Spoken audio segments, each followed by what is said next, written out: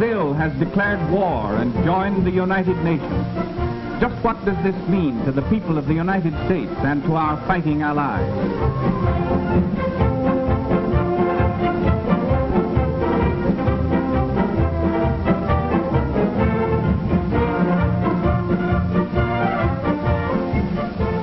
We have gained a powerful new friend in Brazil. Brazil's territory covers 47% of the South American continent. 250,000 square miles larger than the United States proper. Larger than all Europe, excluding Russia. But let's look beyond the map. How can Brazil and her people help us to win the war? Well, there are more than 45 million Brazilians, which is a third of the population of the United States. We have been friends in times of peace as well as in times of war. Once before, the people of Brazil proved their friendship for the people of the United States in a time of world crisis. That was in 1917.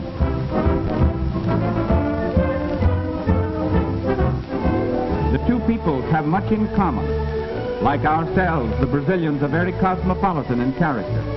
They are a progressive people with a constitution that guarantees protection to all workers and modern social legislation.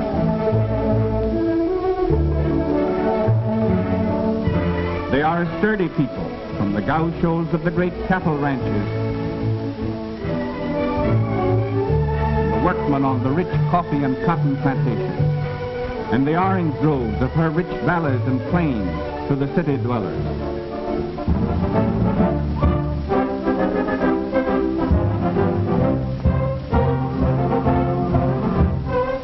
These Brazilians are in the war all the way.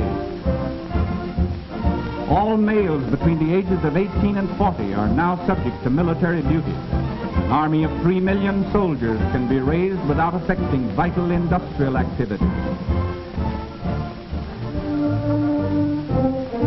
Brazil is a land of picturesque and beautiful cities. Its capital is famous throughout the world as a center of culture and the arts.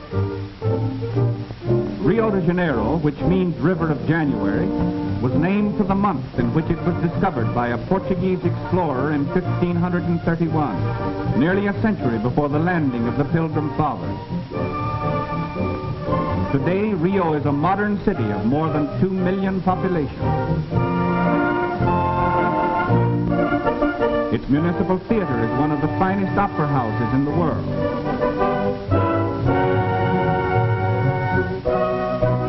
The Tiradentes Palace has, since January 1942, come to be known as the birthplace of hemisphere unity, for it was here that the 21 American republics drew up the momentous Rio Charter, a far-reaching agreement of mutual faith, collaboration, and protection.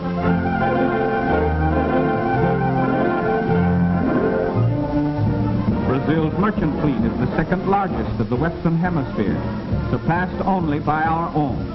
And despite torpedoings by Axis submarines when Brazil was still at peace, these ships will prove invaluable in transporting raw materials to the United States and convoying military equipment to distant theaters of war. Her navy is not large as compared to those of the United States and Great Britain, but it is modern, splendidly officered and manned, and eager for action against our common enemy. These fine ships and fighting men throw the balance of naval power that much further in favor of the United Nations. Already they have seen action against enemy raiders attacking our vitally important South Atlantic supply lines.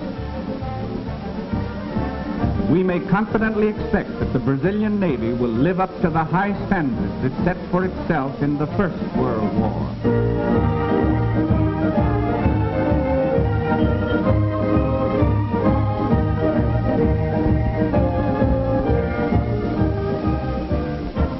Backing up its navy is Brazil's large and rapidly growing air force. These splendid new airfields, through the courtesy of our good neighbor and ally, are now available to our long-range flying fortresses and liberators.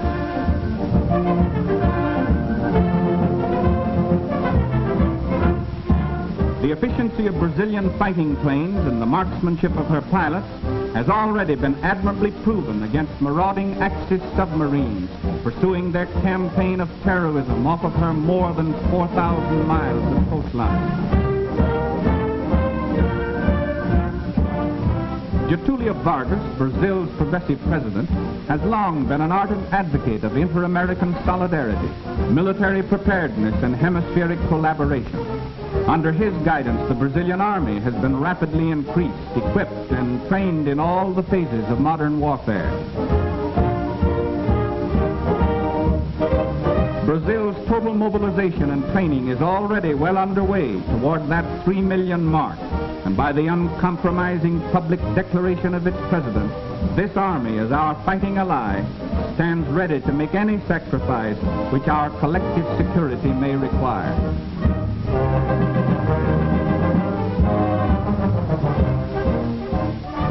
Under government supervision, Brazil is now manufacturing modern aircraft.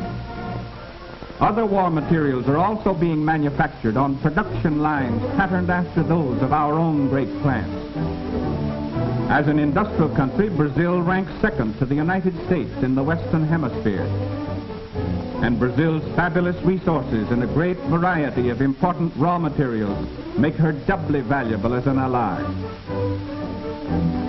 Brazil is the hemisphere's second largest producer of chrome ore, so important in the manufacture of high-grade steel.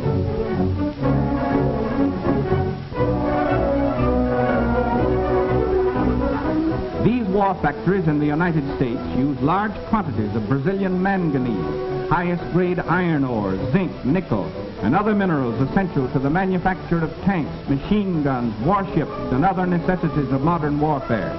We need these raw materials to keep our war production plants going all out for victory.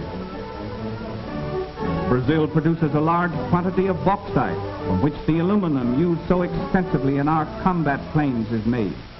Brazil is the world's only source of high-grade crystal in substantial quantities, so essential in the manufacture of the electrical, optical, and precision instruments which have such a vital place in modern warfare.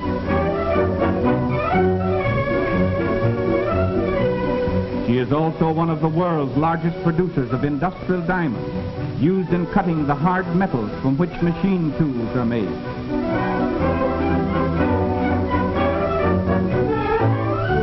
She can produce enough of the basic material for making explosives to supply the entire world.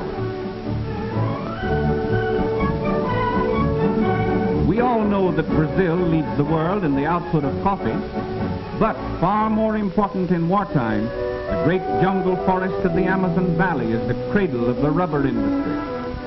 In 1903, this area supplied more than 3/5 of the entire world's consumption of rubber. The seeds of rubber trees such as these, smuggled out of the Amazon country, shifted the rubber production of the world to the Far East. But that supply of this tragically important product is now among the spoils of war in the hands of the Japanese. However, 1.5 million square miles of wild rubber trees in the friendly Brazilian Amazon basin is again being tapped to supply the needs of the United Nations. Brazil's production of rubber alone may prove to be a decisive factor in winning this war.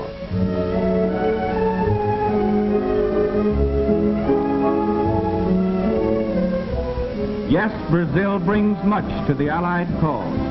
Not only the weight of her resources and manpower, but the militant spirit of her people and the reaffirmation of her friendship for the people of the United States, a friendship which we welcome with gratitude and which shall never be forgotten.